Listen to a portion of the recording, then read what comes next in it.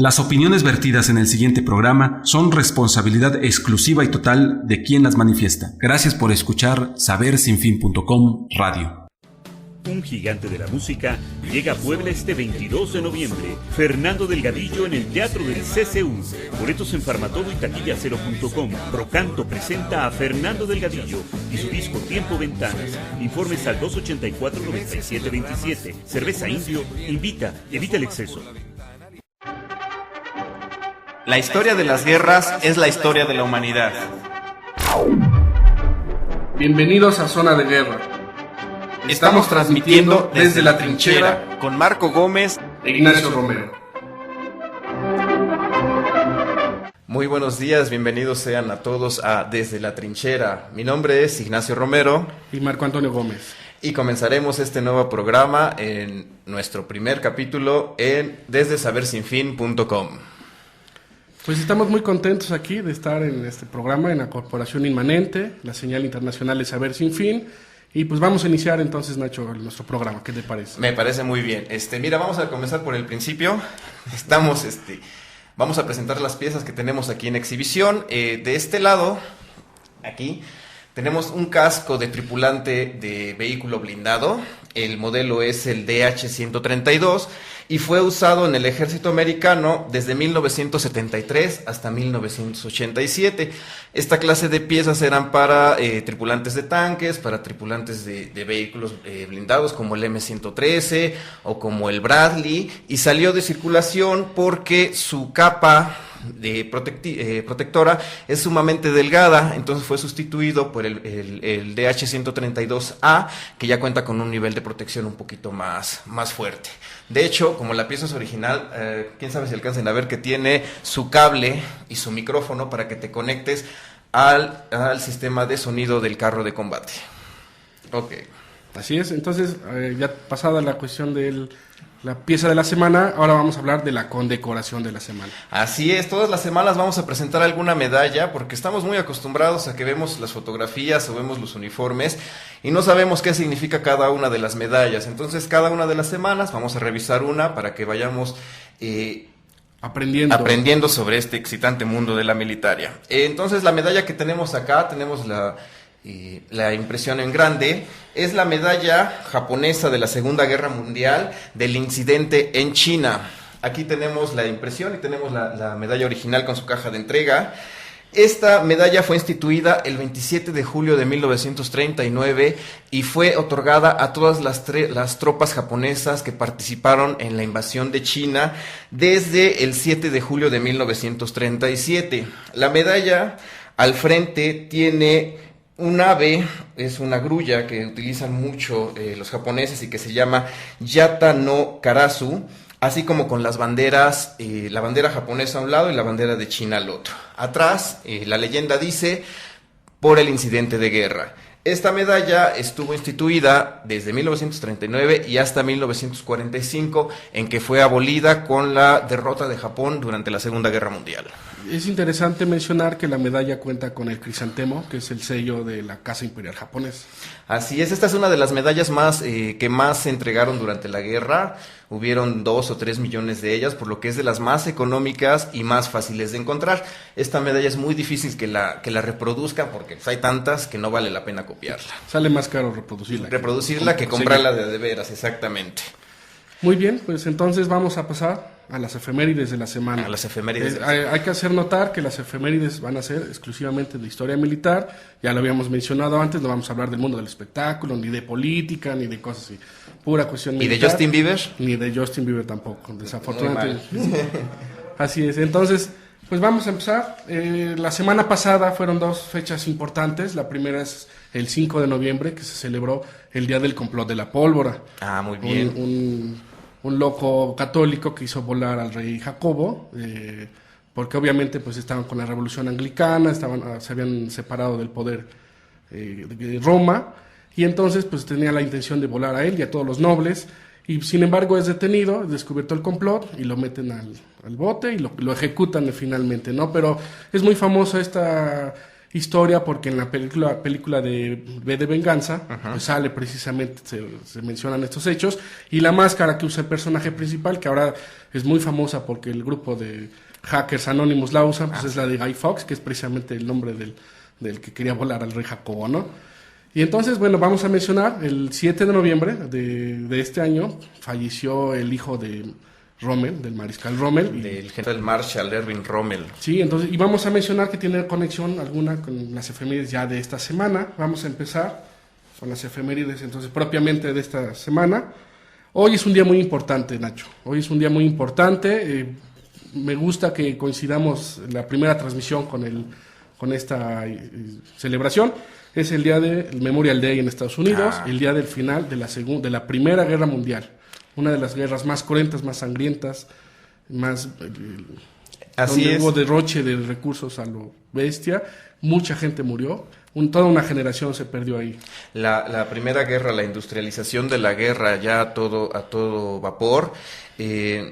Bueno, yo he estado leyendo últimamente donde la mayoría de la gente piensa que fueron 10 millones de soldados los que cayeron, pero ya en total fueron 16 millones de víctimas las que cayeron durante la Primera Guerra Mundial, y debemos recordar que tuvo más impacto porque 4 imperios fueron los que desaparecieron, y cuando termina la Gran Guerra, Estados Unidos surge como vencedora, se empieza a posicionar como una potencia mundial ya en todo el sentido de la palabra, así como el imperio japonés. Los japoneses no tuvieron una participación muy importante durante la guerra, pero sin embargo ellos plantaron un pie bastante fuerte sobre Asia para que de ahí se fueran desarrollando hasta el ataque en Pearl Harbor el 7 de diciembre del 41. Sí, del cual ya hablaremos en una emisión posterior. Bueno, entonces también en la Primera Guerra Mundial pues estaría bien que le dedicáramos algunos programas porque es un tema muy importante y muy interesante con muchos datos que son necesarios conocer.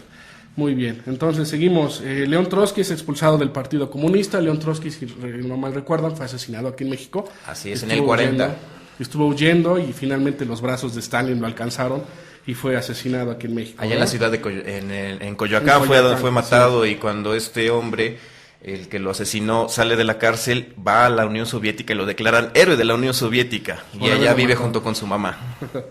Así es. Bueno, entonces en 1938, Hermann Göring anuncia los planes de Alemania nazi de hacer de Madagascar la ciudad de los judíos, la casa de los judíos. Bueno, pues siempre fue un odio que le tenían los nazis a los judíos, por alguna razón que se especula mucho, no se sabe muy bien en concreto por qué, pero entre una de las ideas locas pues era expulsarlos y mandarlos a la isla de Madagascar, que era una idea bastante loca, ¿no? Así es, pero pues, eventualmente decidieron que era más fácil llevar a cabo la solución final, esto que hablaron ahí en la conferencia de Wannsee en 1942 con Reinhard Heydrich como presidente de esta reunión. Se habla de la solución final y ya todo lo demás lo sabemos. Reinhard Heydrich fue uno de los más brutales asesinos locos del imperio nazi y fue asesinado a manos de la resistencia checa. De los checos, en Lidice. De hecho, cuando lo asesinan a Reinhard Heydrich, lo que hacen es que desaparecen el pueblo de Lidice. Hay una película muy interesante sobre eso. Ya lo hablaremos de ella posteriormente. Bueno, también en la Segunda Guerra Mundial, 1941, el crucero soviético Chervona, Ucrania, es destruido durante la batalla de Sebastopol, este sitio de Sebastopol muy cruento, y bueno, este barco pues tenían que hundirlo porque les impedía la entrada al puerto, y bueno, a base de aviones y de bombas, pues finalmente lo hunden. Ahí es donde consolida su fama como héroe de guerra, Erich von Manstein. Él fue el comandante de las tropas alemanas, y también en la batalla de Sebastopol es la primera vez a donde entra en acción el cañón Eldora, que era un cañón de 80 centímetros, a donde decían que cuando disparó logró atravesar una capa de 5 metros de concreto y voló un polvorín.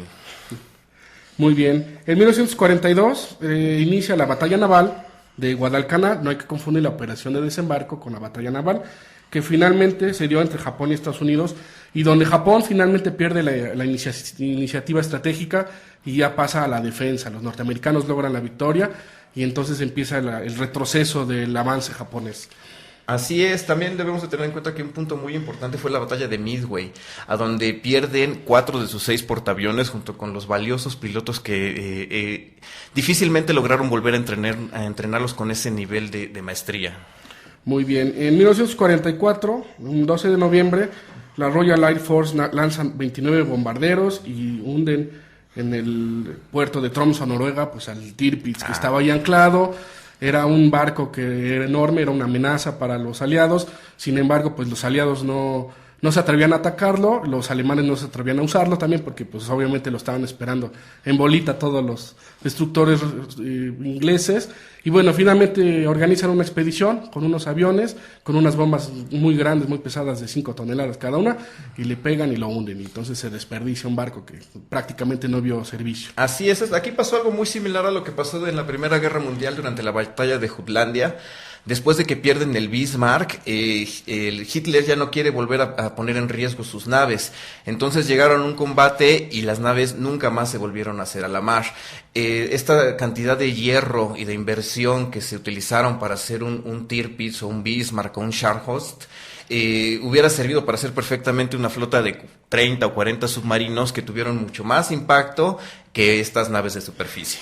Muy bien, en 1969, un 12 de noviembre, se desvela la historia de la matanza de My Lai, los norteamericanos en Vietnam, guerra muy impopular entre ellos, y bueno, pues alguien lanza el pitazo de que habían hecho una matanza. Cuando empiezan a investigar, pues sí, resulta que habían agarrado a 600 civiles de una aldea, y el oficial al mando de esa zona, pues quería a fuerza hacer una medalla o quería tener un ascenso, y pues como no tenía combate y era bastante inepto, entonces pues se le ocurre vestirlos de Vietcong y matarlos a todos, pero bueno, obviamente no, pues es descubierto y es enjuiciado por crímenes de guerra. Pues aquí la guerra de Vietnam fue la primera guerra televisada, a donde toda la población norteamericana seguía paso a paso, y que más que invitarlos a continuar la guerra, los llevó en detrimento, ¿no? Este movimiento de la guerra, haz la paz y no la guerra, y todo esto concluyó con la pérdida de, si mal no recuerdo, 250,000 de norteamericanos, y perdieron la guerra. Así es. Muy bien, el nacimiento de un 12 de noviembre, pero de 1755, el nacimiento de Gerhard von Scharnhorst, uno de los generales prusianos más famosos, también muy teórico de la guerra, fue un reformador de lo que es el concepto de la guerra, y bueno, fue un gran héroe para ellos, y entonces se celebra su nacimiento. También tenemos un 14 de noviembre, en 1911, se realiza el primer despegue de avión desde un barco en Hampton Roads, en Virginia, y se hizo a la cubierta le hicieron una catapulta y entonces lanzaron un avión. Esto obviamente pues tiene que ver con los inicios de la aviación, donde se les ocurre empezar a juntar estas dos armas, lo que era el barco y lo que era el avión, y dijeron, bueno, ¿y por qué no un barco lleva un avión? Y después se les ocurrió meter la grúa para poder levantarlo y volverlo a poner en la catapulta, y bueno, esta idea va evolucionando hasta pues, lo que es el portaaviones moderno, ¿no? Así es. Muy bien, entonces tenemos también en 1941, de un 14 de noviembre, se hunden al Ark Royal por un submarino alemán. El Ark Royal era un portaaviones británico que hunden ahí a medio océano, y que tuvo repercusiones desde el punto de vista de que los británicos todavía tenían la idea de que iban a ser, eran todavía potencia, y cuando se los hunden empiezan a perder esa idea de que ellos eran el imperio británico, el todopoderoso imperio británico. Muy bien, pues vamos a ir a una pausa y regresamos en un momento más. Los esperamos todos los lunes desde la trinchera a las 11 de la mañana a través de sabersinfin.com. La obesidad es una enfermedad que nos lleva a hipertensión, diabetes y alteraciones cardíacas si no es tratada a tiempo. Cortesía de Farmacia Huesca. Farmacia Huesca ofrece servicios médicos de calidad y calidez, consulta general y consulta de nutrición. Ubicados en 2 Norte, 1209, local 3, esquina 14 Oriente, Colonia Centro, teléfonos 405-2885. Encuéntranos en Facebook como Farmacia Huesca. Muy bien, pues estamos aquí de regreso a la señal. Vamos a seguir con las efemérides, ya terminarlas y poder pasar a nuestro tema principal. Bueno, nacimiento de 1891 nace el mariscal Erwin Rommel, precisamente que comentabas hace un momento, y da la casualidad que Klaus von Stauffenberg nace también el mismo día, pero de 1907, y bueno, ya que platicábamos de que murió su hijo el 7 de noviembre de este año, bueno, es interesante mencionar qué relación tiene Erwin Rommel con von Stauffenberg. El mariscal de campo, la mayoría de la gente conoce al mariscal de campo Erwin Rommel como el zorro del desierto. Él fue el comandante del Afrika Korps en la guerra del desierto desde 1941 hasta poquito antes de 1943. Cuando Hitler ve que ya se tiene que rendir el ejército de África, lo que hace es trasladar a Rommel, que ya estaba muy enfermo, lo traslada de vuelta a Europa para que se haga cargo de la construcción de las defensas en el muro del Atlántico.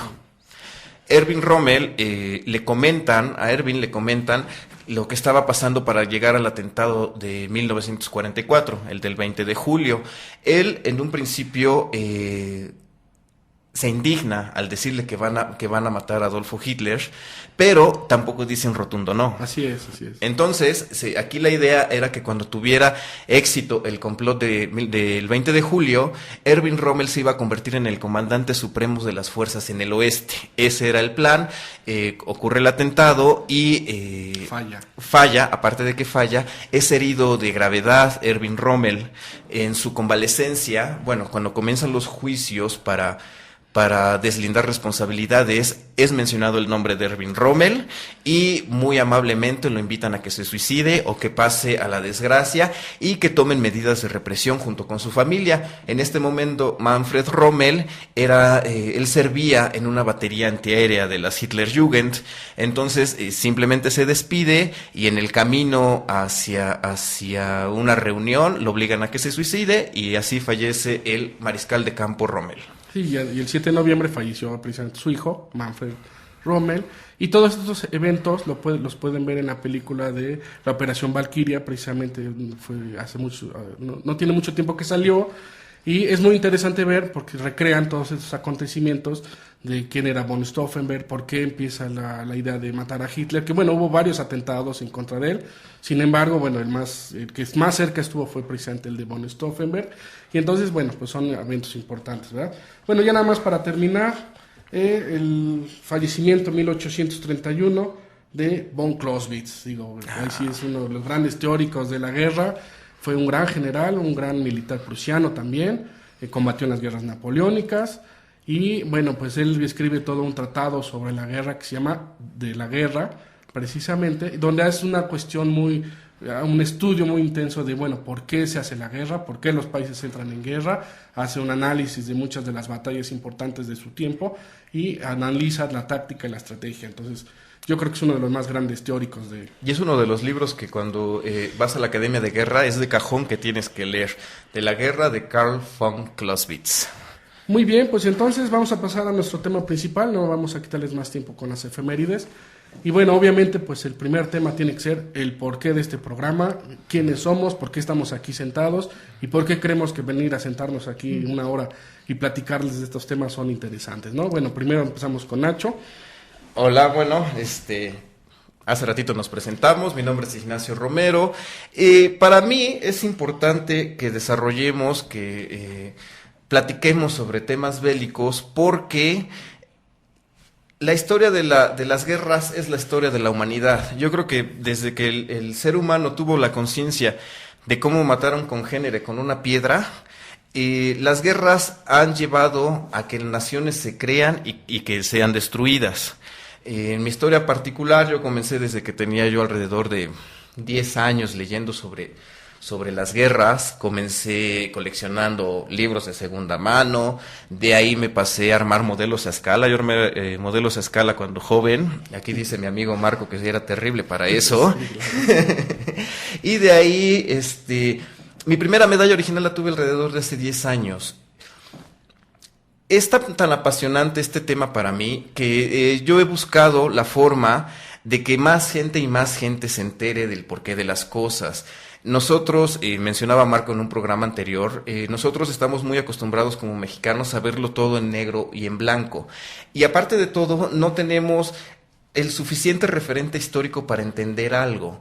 Un caso bien claro es, por ejemplo, a Santana. A Santana todos lo vituperan porque dicen que vendió el territorio mexicano, pero una realidad es que el presidente americano James Polk el presidente que declaró la guerra a México, él subió al poder con la promesa de campaña de extender el territorio norteamericano hasta la California.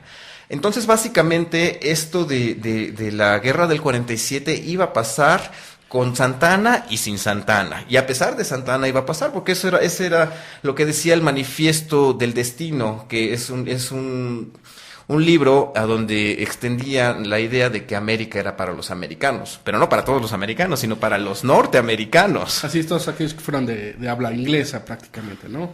Así es. Entonces, bueno, Santa Anna sí es cierto que fue un general inepto como él solo, pero en esta época de la historia, él era el único hombre fuerte en México y básicamente era el único que podía hasta cierto punto defender la nación. Sí, recordemos que México acababa de salir de la independencia, donde hubo muchas batallas, hubo muchas bajas y prácticamente no había oficiales vivos con experiencia. Casi todos los oficiales que combatieron en el 47 pues eran recién reclutados o eran muy jóvenes o no tenían ninguna experiencia en el campo de batalla. Y algo que le pasó en todas las batallas a las tropas mexicanas en esta época es que lograban reunir un ejército, por ejemplo, de 6,000 hombres y al día de la batalla ya habían desertado la mitad. No existía todavía una identidad nacional, todavía el país estaba separado por esto de las castas, de las razas, de que si tú eres español y yo soy mestizo y el otro es un indígena. Entonces, detalles como estos son los que los que a mí en particular me gusta estudiar y me gusta desarrollar. Yo los invito a que cuando tengan chance se metan a una página que se llama gunterprintmilitaria.com.mx y ahí hay 54 artículos informativos sobre casi todas las guerras, a donde podemos ir desenmarañando algunos de los hechos importantes sobre los conflictos bélicos. Sí, así es, y algo que se me pasó a mencionar desde un principio es que tenemos una página en Facebook que se llama también Desde la Trinchera y donde pues pueden ponernos sugerencias, comentarios, críticas, preguntas también, cosas que no les gusten o si nos odian de plano, pues bueno, también lo pueden poner, no hay ningún problema. Nomás no manden virus. Sí, no manden virus, sino aquí en las señales saben fin, bueno, nos van a colgar, pero bueno. Y vamos a subir también las fotografías de los artículos que estemos exhibiendo, junto con la historia, por ejemplo, ahorita de la medalla del incidente con China y el casco modelo DH-132. Vamos a estar tratando de interactuar con ustedes para poder seguir adelante con este proyecto. Sí, así es. Bueno, pues yo ya me había presentado, Marco Gómez, yo soy modelista desde hace 25 años. Y bueno, pues el modelismo te lleva por diferentes ramas y particularmente lo que es la historia militar. Es difícil armar un modelo sin aprender lo que es la historia, dónde estuvo, quién lo piloteó, qué tecnología utilizaba, etcétera. Entonces, bueno, de alguna forma te va creando un hambre por conocimiento, ¿no? Y entonces, pues en ese lapso, pues también conocí a Nacho desde hace ya 20 años de conocerlo, son bastantes años y hemos vivido muchas cosas. Pero bueno, estamos muy contentos aquí. También algo que a mí me impresiona, que he estado pensando, es cómo empezamos siendo invitados de otro programa y ahora terminamos con un programa nuestro. Ha sido como una bola de nieve en una pendiente, que chiquita empezó y fue rodando y hasta que llegó a este tamaño, ¿no? Pero bueno, entonces pues es importante la militaria. Yo creo que desafortunadamente en nuestro país no se está leyendo, ya lo hemos visto en las estadísticas, y un pueblo que no lee pues obviamente está ahí condenado, ¿verdad? Es importante aprender todo lo que es la cuestión militar, nos guste o no. También algo que es importante mencionar y que bueno, ahorita debimos mencionarlo desde un principio, es que no venimos aquí a hacer una defensa o promoción o apología de la guerra o de alguna creencia fascista de ningún tipo, ¿verdad? Nosotros venimos a hablar de la historia de la guerra tal como fue y no somos ni neonazis ni somos adoradores de Hitler o cosas así, porque bueno, ya nos ha pasado que nos han dicho de esas cosas, ¿no? Ni proamericanos y tampoco estamos en contra del Islam ni nada por el estilo. Nosotros lo único que queremos es transmitir parte de los conocimientos que hemos tenido a fuerza de leer 1000 libros. Y cuando ustedes se empiezan a inmiscuir en este mundo, se van a dar cuenta que no se pueden guiar por leer un solo libro sobre un hecho en específico. El día de hoy es muy fácil acceder a libros de los vencedores y también de los vencidos. Y también hay una nueva rama que se llama el revisionismo. Los escritores revisionistas dicen que ciertos hechos no pasaron o que pasaron de una manera diferente.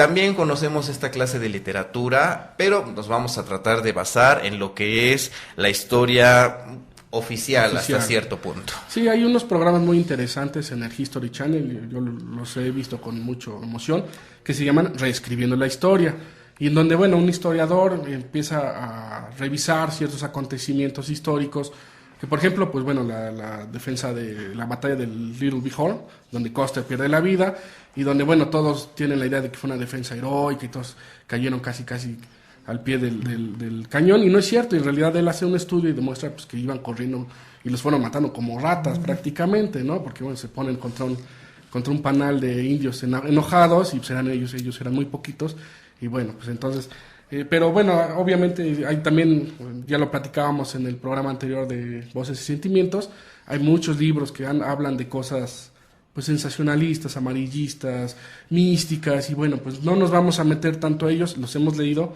yo he leído algunos, hay muchas hipótesis y teorías, pero bueno, no nos vamos a meter a conjeturar y que si tenían un ovni, que si iban al pasado, y que si tenían contactos con extraterrestres los nazis, y digo, no vamos a entrar a teorías conspiracionistas tampoco, no tiene caso, nos vamos a pegar simple y únicamente a los hechos, ¿verdad? Pero también vamos a mencionarlos, ¿no? Porque es importante, de repente, cuando desperdician un montón de recursos en buscar el arca perdida, cuando desperdician cantidad de recursos en esto que se llamaba, que le presentaron a Hermann Göring en los últimos días de la guerra, que se llamaba el rayo de la muerte.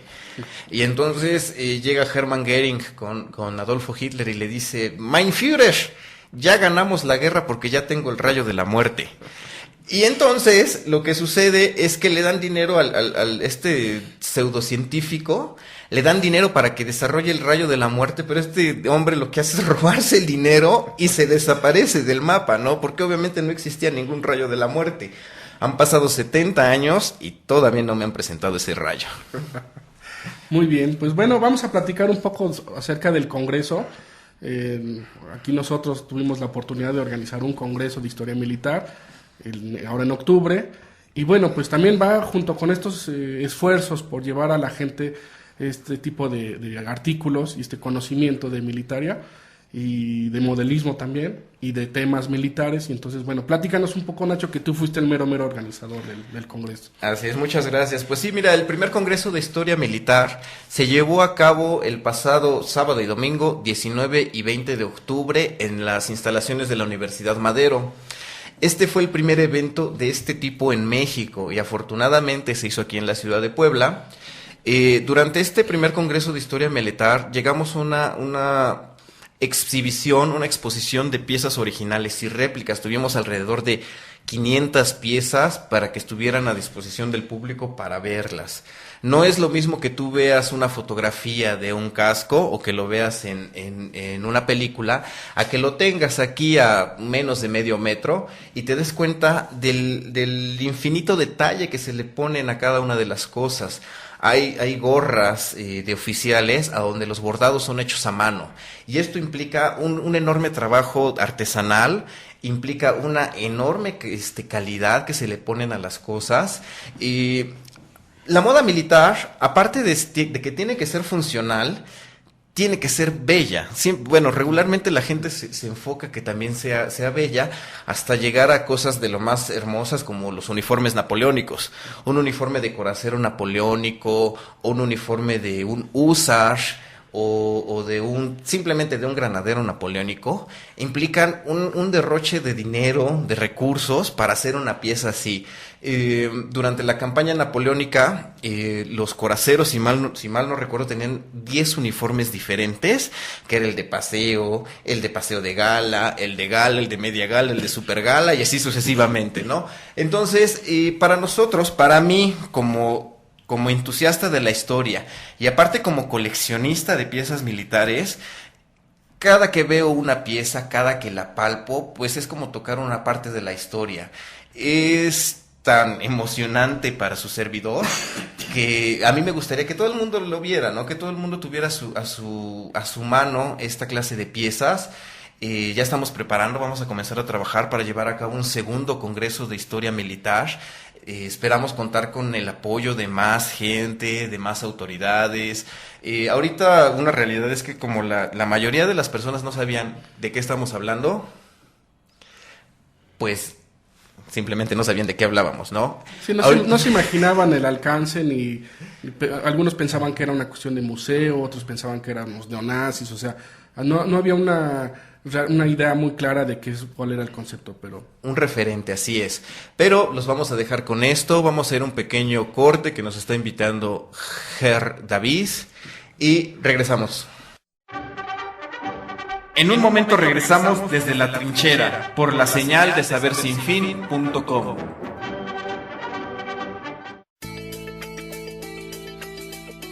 Venta de inmuebles, capacitación, diseños, proyectos de construcción. Esto y más lo podrás encontrar en Arcac, Arquetipo Actual, ubicados en la 39 Poniente 3315, en la Torre Ejecutiva, Triángulo Las Ánimas, quinto piso, Puebla, Puebla. Arcac, 509-1249 o 242-5051. Asesorías gratuitas. Desde la trinchera, no se olviden que estamos en Facebook también, nos pueden contactar. Y vamos a pasar rápidamente a las noticias. Entonces, tengo varias noticias interesantes. La primera es que los Estados Unidos quieren desarrollar el sucesor del famoso SR-71, que es el Blackbird, que fue un avión de espionaje muy famoso. Si los que han visto la película de los X-Men, bueno, pues el avión que usaban era bastante parecido al avión verdadero, ¿no? Está basado en él. Entonces, es muy interesante porque, bueno, resulta que se han dado cuenta que a pesar de todos los satélites y de todas las cámaras, todo lo que tienen en el espacio viendo hacia los enemigos, entre comillas, pues bueno, hay espacios donde no tienen cobertura, entonces quieren desarrollar un nuevo, y se va a llamar SR-72. El Blackbird podía dar la vuelta al mundo en un número muy pequeño de horas.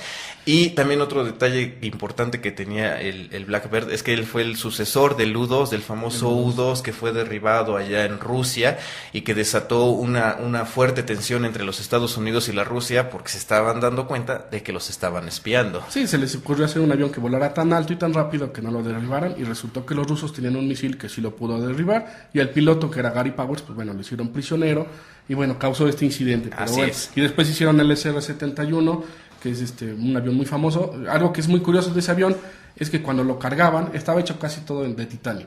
Cuando lo cargaban de combustible, chorreaba por todos lados. Y dices, bueno, pues es que no estaba bien sellado. No, la idea era que cuando empezara a volar, por la temperatura y a la velocidad que alcanzaba, se extendía el metal y se cerraban las fugas. Entonces, era muy curioso, ¿no? Bueno, muy bien. También tenemos una noticia de China. Resulta que los chinos están construyendo 3 submarinos atómicos en un búnker secreto y que está además subterráneo, ¿no? Entonces, los chinos yo creo que nos han sorprendido últimamente con cuestiones militares. Lo platicaba en un programa anterior. Desarrollaron un portaaviones que estaba hecho con un doble casco, un sistema catamarán, que es muy estable, y lo tienen previsto votar antes del 2020, y además están construyendo 3 submarinos nucleares que además utilizan una tecnología que ellos llaman revolucionaria, totalmente silenciosa, pero bueno, pues ya veremos más adelante. Así es. También tengo una noticia muy curiosa. Resulta que apenas hace unos días había un señor que era el jefe de la policía secreta, la temible Gestapo, y pues no se sabía dónde había quedado. Hubo muchos nazis que en el apocalipsis de la ocupación de Berlín y la guerra y el caos, pues no se supo qué fue de ellos, como Martin Bormann, que apenas su cadáver lo encontraron hace apenas unos años. ¿Estaba muerto? Y sí, estaba muerto, no estaba en Argentina, como dicen. Y entonces resulta que apenas encontraron que Heinrich Müller, que era el jefe de la Gestapo, pues también estaba enterrado, pero lo curioso es que está enterrado en una fosa común en un cementerio judío. Entonces los judíos pues están así como que muy molestos porque cómo es posible que este señor que se dedicó a cazar judíos y a cazar gente y a matar un montón de personas, pues esté en un cementerio judío, ¿no? Así es, este hombre, si mal no recuerdo, lo juzgaron in absentia en Nuremberg, porque pues, él era responsable de muchísimas cosas, y la Gestapo no solo implantó el terror en los territorios ocupados, sino también era el terror para los mismos alemanes. Así es, y además algo que es llamativo es que desde que murió Heinrich Müller, ahora sí que el sepulturero pues lo encontró, se lo llevó a la fosa civil, descubrió quién era por el uniforme, por los papeles, y avisó a la policía, pero nadie le hizo caso. Ya estuvo 70 años enterrado, supuestamente nadie sabía, pero ya lo habían notificado, pero nadie le había hecho caso. Nadie le hizo caso. Y bueno, pues ni modo. Entonces ahorita los judíos están bastante molestos, y con razón, ¿verdad? Bueno, y finalmente la última noticia, que Corea del Sur pues quiere construir también su propio portaaviones para el 2036, y quieren que tenga capacidad de transportar aviones que tengan despegue vertical, Como el Harrier. como el tipo Harrier. Y bueno, pues también Corea del Sur pues ha estado creciendo como potencia militar, tienen tanques, acaban de desarrollar el X-3, que es un tanque muy impresionante, tienen aviones, tienen misiles, tienen submarinos, entonces realmente es una potencia militar que va creciendo. Obviamente tienen la amenaza de la Corea del Norte, que siempre a cada rato están haciendo, no, y ahora sí les vamos a dar en la torre, y al final pues quedan como puras amenazas, ¿no?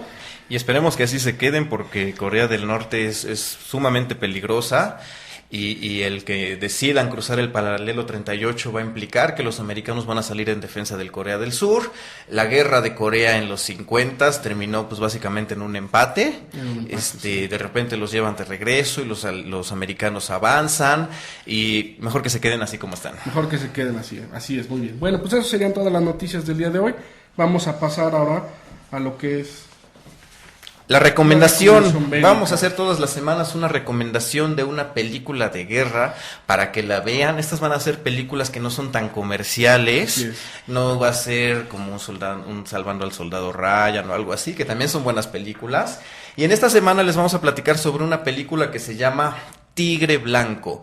White Tiger, la pueden buscar en internet, White Tiger Movie, en una página creo que se llama IMB chica, B grande. IMDb. Así es.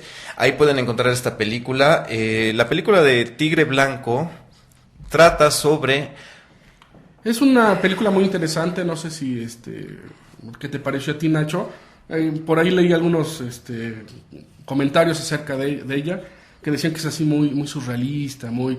como que es una alegoría al espíritu malo de la guerra que se concreta y se convierte en un tigre, que es un tanque alemán, pero bueno, era un tanque alemán que desaparecía, ¿no? Entonces era como un fantasma, y además salía y destruía todos los tanques enemigos, y nadie le podía hacer nada, ¿no? Entonces, pero es como una especie de materialización del esfuerzo bélico, no sé qué opinas tú. Así es, esta película es una producción rusa que de hecho también estuvo nominada a los Oscars en el 2012. La película comienza cuando encuentran a un tripulante de carro, a un tripulante de tanquista todo quemado, y cuando lo sacan del carro pensaban que ya estaba muerto, pero lo llevan al hospital y se dan cuenta de que este hombre se recupera hasta quedar como nuevecito, ¿no? Después de quemaduras que se le veían hasta los huesos, se recupera milagrosamente, y de ahí este tripulante de carro tiene la habilidad de hablar con los tanques. Él escucha lo que los tanques despanzurrados en el campo de batalla le dicen. Y entonces este rumor se empieza a correr porque el tanque Tigre del que nos hablaba Marco andaba haciendo de las suyas detrás de las líneas enemigas. Así es. Entonces la historia gira en torno a la búsqueda de este tigre y a la vida de este tripulante de tanques rusos. Desde el punto de vista histórico está medio volada, pero tiene muy buenas escenas de batallas. Sí, así es. Tienen una serie de tanques rusos conservados bastante bien y caminando, lo cual es bastante interesante. Y que es un esfuerzo que hicieron los productores, porque seguramente en Rusia hay un montón de estos equipos. Y tienen el Tigre, que bueno, que un amigo, saluda a José Ángel Rodríguez, me decía, pues ni es tigre ni es blanco. Bueno, pues sí se parece. Y digo, también no van a conseguir un tigre alemán original y lo van a estar ahí en las escenas, ¿verdad? Pero bueno, supuestamente es un tanque moderno ruso, un T-55 por las ruedas que se le pueden ver, transformado y vestido como si fuera un tigre. Pero bueno, realmente lo importante no es tanto el material, sino el tema, ¿no? La historia. Y no sé si tú qué opinas, pero a mí me recordó un poco a la Moby Dick, a la novela de Moby Dick, donde bueno, el capitán Ahab se obsesiona tanto con la ballena blanca que al final mueren los dos, ¿no? Y entonces aquí me recuerda un poco eso, porque bueno, el tripulante ruso está obsesionado con cazar al tigre blanco y termina la guerra, ocupan Berlín y le dice, bueno, y ya acabó, ya, ¿no? Y él dice, no, yo hasta que no lo encuentre, ¿no? O sea, está obsesionado con acabar con el tigre blanco. Así es, y bueno, algo que a mí en lo personal me gustó muchísimo de la película es la primera escena. Está el campo de batalla, están los tanques despanzurrados, y hay un comando de soldados soviéticos que se dedican a sacar los pedazos de los tripulantes en los carros destruidos para darles sepultura. No es santa sepultura porque era la Unión Soviética, pero sin embargo los sacan de los tanques, y yo creo que esta es una escena muy lograda y que es algo que regularmente no vemos en las películas de guerra. ¿Qué es lo que pasa después de una batalla? Sí, y además mucho de ese material lo llevaban a los talleres, le parchaban, le ponían y lo volvían a echar a andar, ¿no? Y va de regreso. Va de regreso. Así es. Bueno, ahora que ya terminamos con la recomendación bélica, acuérdense, White Tiger, la pueden buscar en internet. Vamos a pasar a el siguiente punto, que es la cita bélica de la semana. Todas las semanas vamos a tratar de revisar una cita sobre algún soldado, sobre algún general. Y la primera cita de Napoleón Bonaparte dice: la primera calificación de un soldado es la fortaleza bajo la fatiga y la privación. El valor es solamente la segunda. Las penalidades, la pobreza y el querer son las mejores escuelas para un soldado. ¿Qué opinas, Marco? Sí, yo creo que no hay mucho que decir de Napoleón Bonaparte, pues uno de los grandes generales de la historia. Pasa a la historia también como uno de los malos, que ya lo platicábamos, la historia le gusta ser buenos y malos. Pero bueno, Napoleón tiene toda una carrera interesante. También viene de la Revolución Francesa, él era un oficial de bajo rango, si no mal recuerdo, con la Revolución Francesa, y bueno, y está muy imbuido con la cuestión pero bueno, él como que se obsesiona tanto también, se enferma de poder, y cuando logra el poder, pues llega un momento en que se siente más que Dios, ¿no? Pero bueno, desde el punto de vista militar, pues Napoleón era un gran general, un gran líder, y no solamente eso, sino que el ejército francés era una leva de soldados casi ignorantes, tenía muy buenos oficiales, pero en general el grueso del ejército era muy malo, y con ese ejército le derrota a ejércitos mucho más preparados y mucho más educados y mucho mejor entrenados que tenía él, ¿no? Y bueno, pues realmente él como líder, pues indiscutiblemente es un gran líder. Así es, y bueno, él logra formar este gran ejército, que son los que invaden Rusia en 1812, que como mencionabas, este ejército, menos de la mitad eran franceses, los demás eran polacos, españoles, portugueses, italianos, y todo este gran ejército son los que se aventuran a invadir la Rusia. Fue una pérdida de soldados inmensa, y sin embargo se recupera, después de perder el 80% de sus tropas, se recupera para llegar hasta un Waterloo, a donde es derrotado por ¿cómo se llama? Ahorita se nos fue el nombre. Se me olvidó cómo se llama, pero ese le ganó. Le ganaron a Napoleón. Lo interesante de Napoleón es que hay muchas conjeturas acerca de su muerte. Cuando finalmente es derrotado y es mandado a la isla de Elba, resulta que él muere de una enfermedad muy rara. Y bueno, hay muchas conjeturas acerca de que en realidad pues lo mandaron a envenenar. Lo envenenaron con mercurio, dicen. Con mercurio. Hay quienes piensan que en realidad fue el papel tapiz que usaban en esa época, que era sumamente tóxico. Y bueno, con la humedad que había en el ambiente, pues bueno, creó un hongo, y ese hongo fue lo que iba intoxicándolo poco a poco. Pero bueno, realmente no hay forma de saber qué fue lo que pasó, ¿no? Fue el Duque de Wellington el que el Duque de Wellington, sí, con eso de que tienes tantas cosas en la cabeza se te olvida. Sí, así es. Bueno, pues entonces aquí nuestro amigo David, vamos a pasar al último corte para darle finalizar a este programa. Gracias. Los esperamos todos los lunes desde la trinchera a las 11 de la mañana a través de sabersinfin.com. México lindo y querido, si muero lejos de ti, me digan que soy. Si necesitas máscaras o vestuarios y no sabes dónde buscar, no te preocupes más, Todos los accesorios para tu evento los encontrarás en Nuestras Raíces, renta y venta de disfraces. Ubicados el 16 de septiembre, 1303, letra B, Colonia Centro, o llama a los números 246-1202 y 246-4942. Entra a nuestra página renta y venta de vestuarios.sabersinfin.com.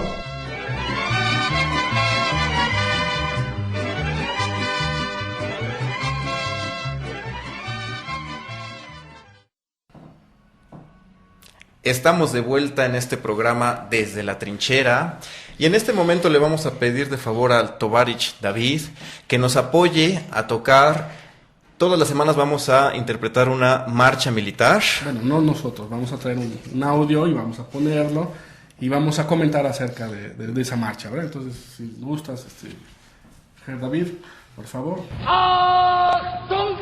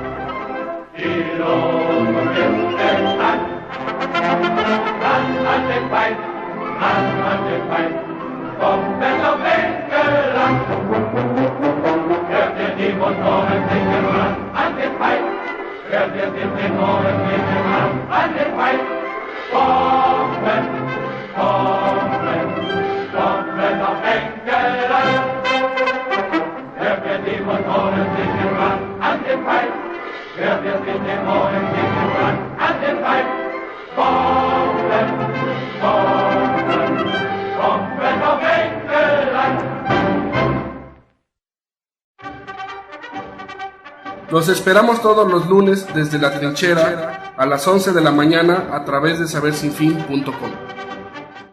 Y estamos de vuelta después de escuchar esta marcha militar que se llama Bomben auf England, bomba sobre Inglaterra. Sí, muy bien, seguramente conmemorando lo que es el ataque de los alemanes a Alemania y durante la batalla de Inglaterra. Y bueno, la situación es muy interesante porque bueno, la Luftwaffe estuvo atacando a los ingleses y estuvo atacando aeródromos y fábricas y estuvieron a punto de acabar con la RAF, con la Fuerza Aérea Británica, y al último momento, cuando ya nada faltaban un pequeño esfuerzo más, unos días más de bombardeo, pues hay un accidente, ahí los aliados atacan una ciudad civil, un blanco civil, y Hitler entonces muy molesto decide que todos los ataques iban a ser a la ciudad de Inglaterra, entonces empieza el ataque a la ciudad y bueno, pues Hitler nunca lo supo, pero estuvo a punto de acabar, no tanto con los aviones sino con los pilotos. Había bien poquitos pilotos. De haber seguido con esa política de bombardear, seguramente a la semana de que fue una semana más de esfuerzo, hubieran acabado con toda la Fuerza Aérea y hubieran podido hacer lo que quisieran sobre Inglaterra, pero no fue así la historia. Así es, y esta canción es una variación. En realidad la canción originalmente se llamaba Bomba sobre Polonia, pero como no resultó tan popular y vencen en un plazo tan corto a los polacos, deciden cambiarla a Bomba sobre Inglaterra. El autor de esta canción fue el mismo que escribió la de Lili Marlene, que también es muy conocida, de hecho es la canción más conocida durante la Segunda Guerra Mundial, que era tocada en Radio Belgrado todas las noches, y se hicieron covers de esta canción en inglés, que la cantaba Marlene Dietrich, y en todos los idiomas. De hecho también existía en ruso y en una gran amplia variedad de idiomas. Muy bien, pues ya con eso entonces pues terminamos lo que es el contenido del programa. Queremos agradecer otra vez a sabersinfin.com y a Corporación Inmanente por la oportunidad de estar aquí. También no se les olvide, tenemos página en Facebook, cualquier comentario, cualquier propuesta, estamos conectados, nos pueden hacer llegar sus comentarios. Y bueno, pues nos despedimos, que tengan muy buena tarde, muy buena semana, nos vemos la próxima semana. Agradecemos su atención desde La Trinchera en facebook.com, los esperamos. Gracias. La guerra ha creado naciones y destruido imperios. Los esperamos en la próxima emisión desde La Trinchera.